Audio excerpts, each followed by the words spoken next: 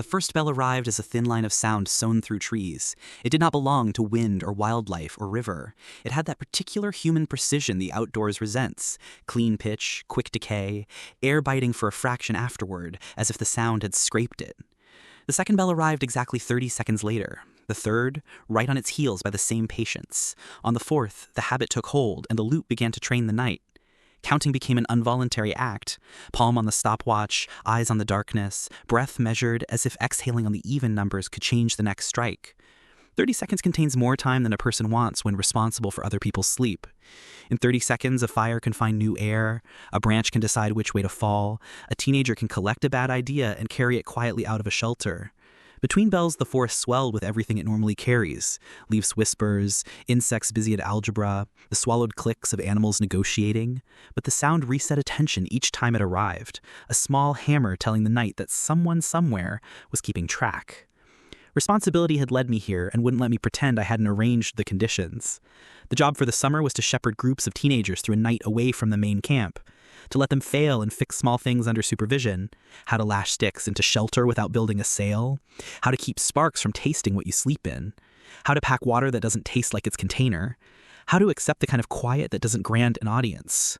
We called it wilderness, even though the map knew better.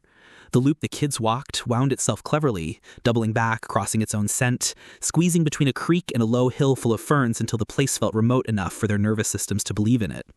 As the counselor, I believed in the safety net more than the illusion. The main camp, with its intrusive lights and reliable radios and adults with clipboards for emergencies, sat a mile and a half as the crow flies. We were not crows. The first week had played by the syllabus. The kids had built leaf huts and learned they leak at dawn, had burned their oats and called that seasoning, had rolled their socks into damp bricks and called that organization. Curiosity had been directed towards safe targets: a salamander found under a log and immortalized in memory, a knot finally behaving, the way a fire changes color when it eats different woods. Homesickness had put on its most subtle clothes, staring toward where the highway should be, asking unnecessary questions about breakfast, insisting that the ground was harder than any other ground had ever been.